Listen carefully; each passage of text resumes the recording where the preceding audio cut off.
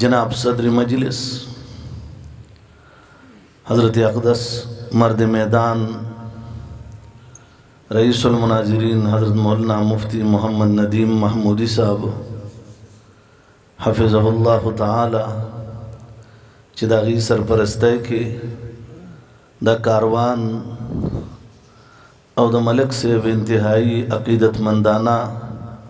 محبت او الفت چې د هغې نظاره موږ څو څو ځله په سترګو باندې وکته دا کاروان دې ځای کې آئے دن په یو ترقۍ باندې روان دی زمونږ د ټولو په شریکه باندې مشر حضرت اقدس شیخ المشایخ او یو بیباک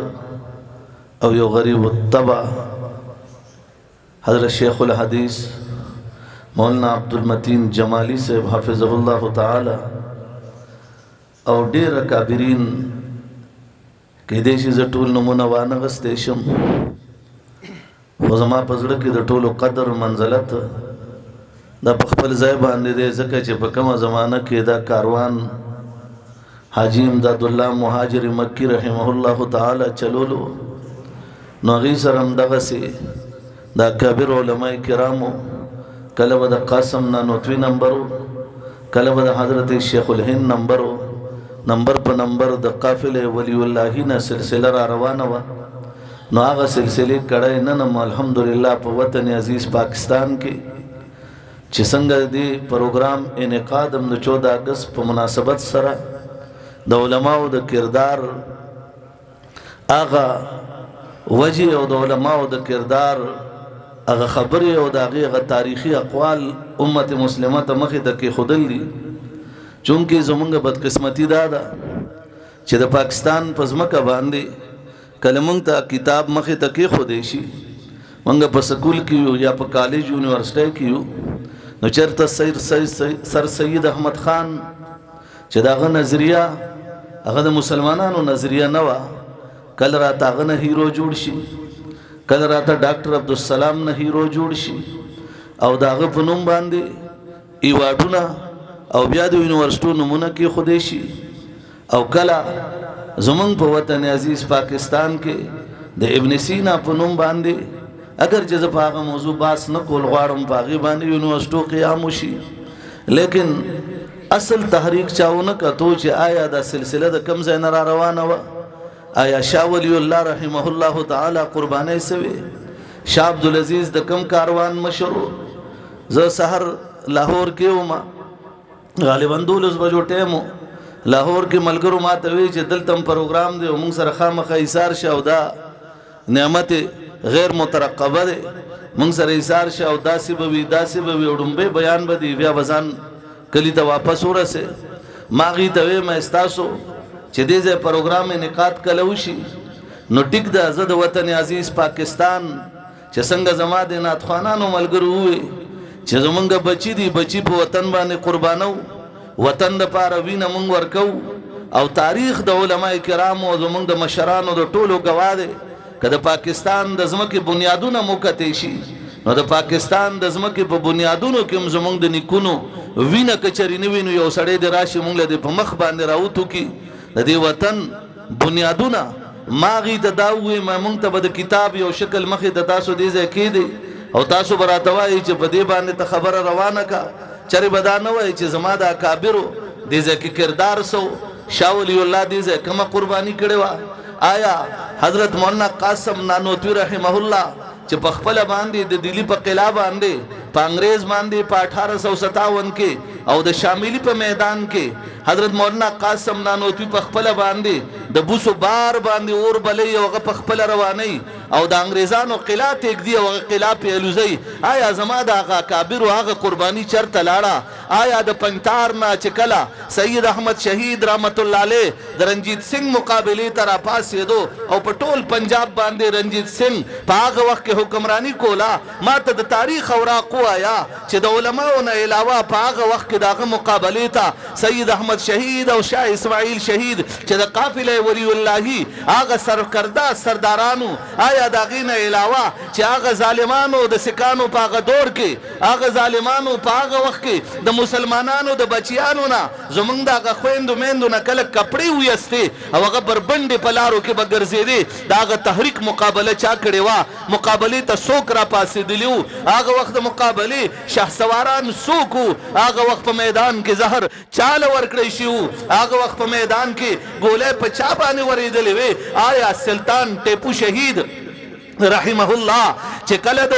1607 کې اورنګزیب عالمگیر دنیا نه لاړو د محمد شاه حکومت راغې د بل حکومت راغې د بل حکومت راغې انګریز را دننه کېدو سلطان ټیپو شهید رحمت الله علیه چې مقابلې ته راوتو آیا په هغه وخت کې میر مدن څوک و آیا په هغه وخت کې میر جعفر میر صادق چې چا غداري کړې وه دا څوک و او میر مدن د کومې کورنۍ نه و د میر مدن تاریخ لغوندې وګوره بیا راشه زما د اکابرو تاریخ نسبت ورسره وګوره او بیا د میر جعفر او د میر صادق تاریخ وګوره او بیا ورپسې د خپلو مشرانو تاریخ وګوره مناسبت په صفا درته ظاهر شي چې الحمدلله د علماو د دې پټکي کردار نن د پاکستان په سرزمین باندې ته وګوره چې کله پاکستان جوړېدو د قومي نظریې په بنیاد باندې لا اله الا الله محمد رسول الله د دې ناره کېښودې شوه نن وګوره د اسلام آباد په ځمکه باندې چې کله تحریک زما په لاس کې نه دی کله زما د اکابرو په لاس کې باغی د سلطنت نه دي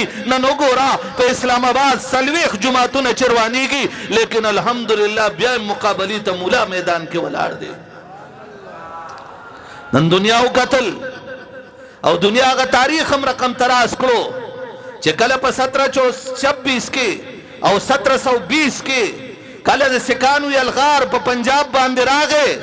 او بیا د انګریز یلغار ورسره د 1726 نه شروع شوی دی او انګریز یلغار کوي بلکې د 1640 نه انګریز خپله شیطاني چالو کړه د ایسټ انډیا کمپنۍ په طریقه باندې کله په صورت ښار کې د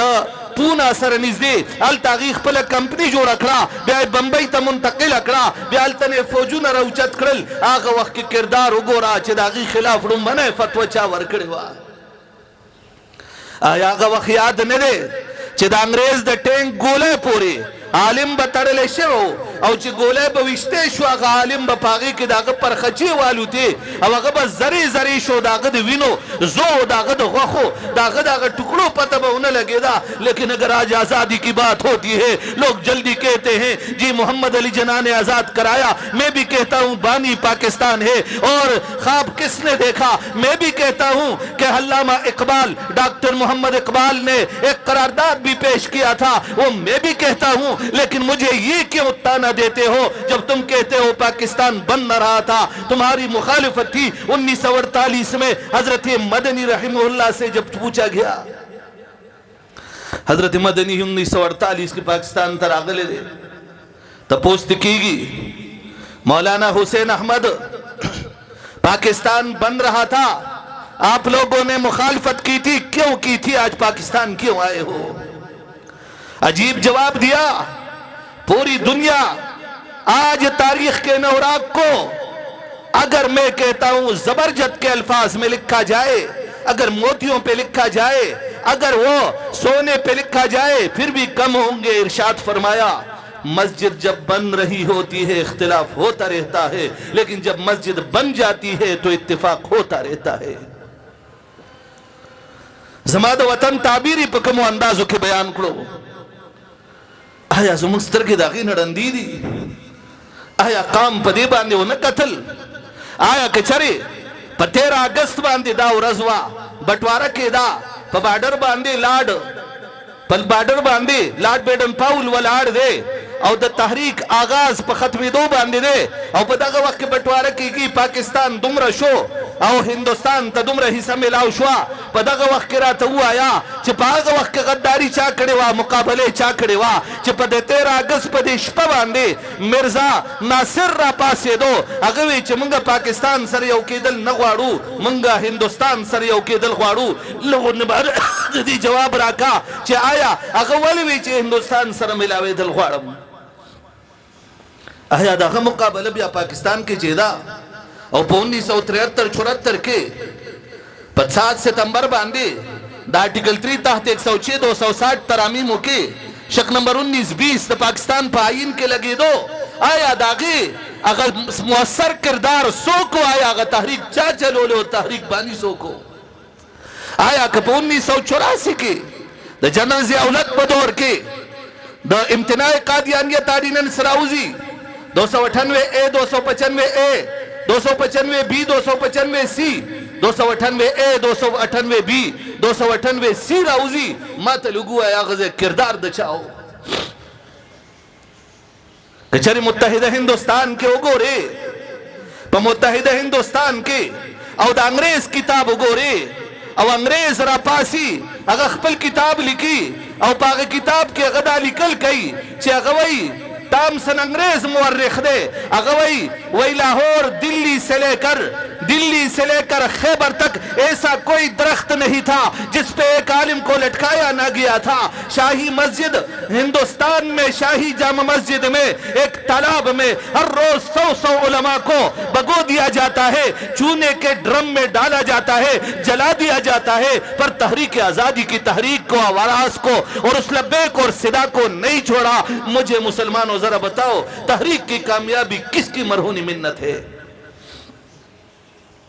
تاسو ہوئی پچونہ کے دے زمان مشران سوزولشی دا بم پا گولو دے زمان مشران رزولشی او دا توپے پا سر پورے دے عالم ترلشی اگر دے علزولشی علماء لے دی گری خرولشی بربندولے دی شی نو علماء زنانہ دا غیدی بیزت کی اسمت دری کی گی خو بیا دیتا ہوئے پاکستان ماہ جوڑ کردے استا پا کسا کارو زمان پا کی کارشتے استا غا پلار امتمانشی استے ستاسو اگا پلار دراشی ستاسو اگا پلار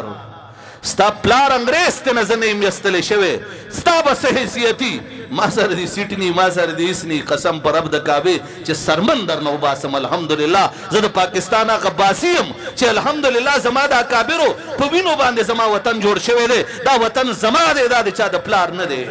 ہوا ایزو منگا دے کر ندے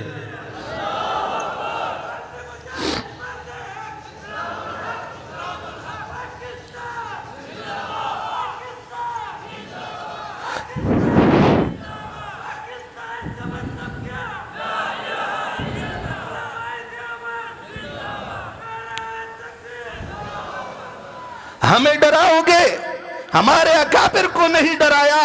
جب تمہاری طرف سے جب زامن شہید رحمہ اللہ تعالی شہید ہو گئے کسی مہاجر مکی نے میدان کو نہیں چھوڑا سید احمد شہید نے میدان کو نہیں چھوڑا وہ شاہ اسماعیل شہید کا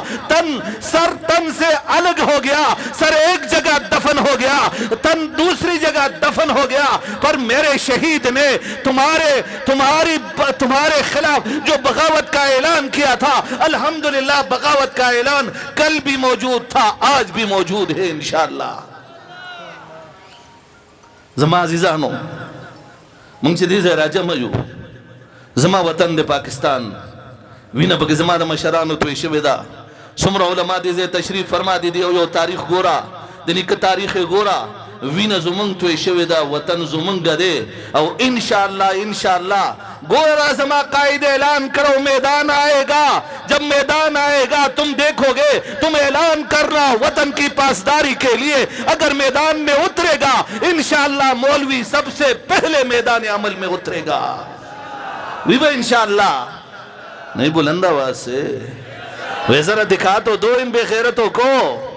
اگر پاکستان کی باری آئی انڈیا آیا پاکستان کا بال بی بی کا نہ کر سکا اور اگر انڈیا کی قوت آ جائے ایران کی قوت آ جائے کسی بے غیرت کی قوت آ جائے انشاءاللہ اگر میدان سجے گا 1965 میں تم نے دیکھا تھا انشاءاللہ یہ اکابر یہ پگڑیوں والے یہ شیوخ کرام یہ تفسیر پڑھانے والے یہ فقہ پڑھانے والے یہ حدیث پڑھانے والے میدان عمل میں سب سے آگے ہوں گے انشاءاللہ تعالی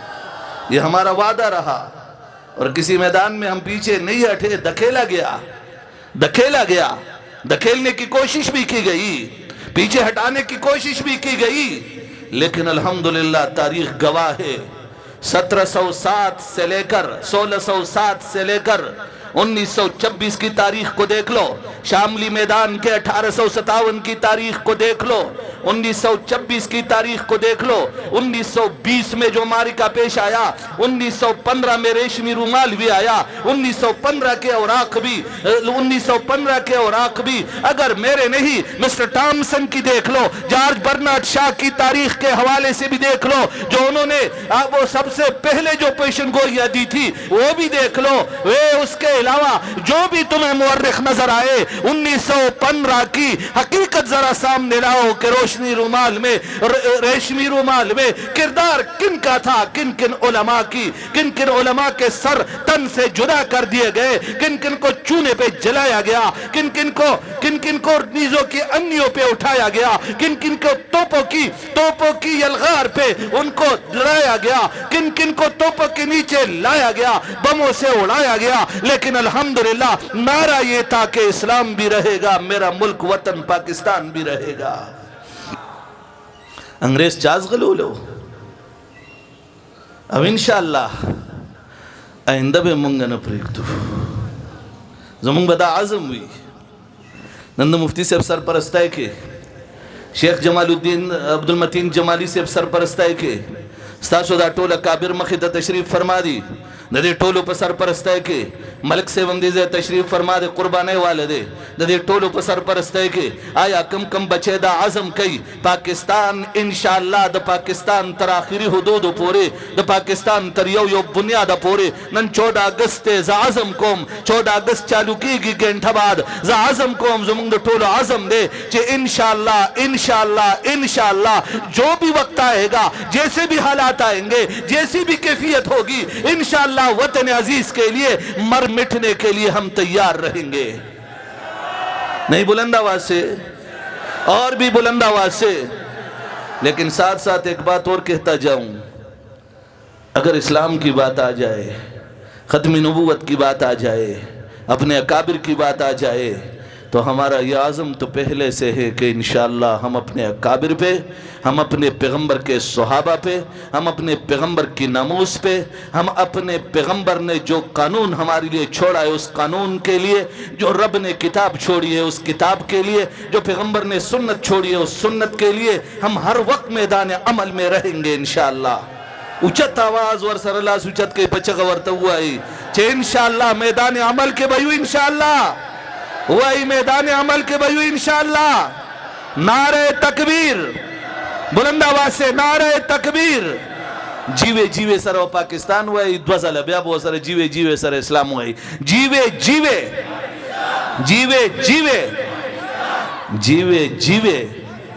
اسلام، جیوے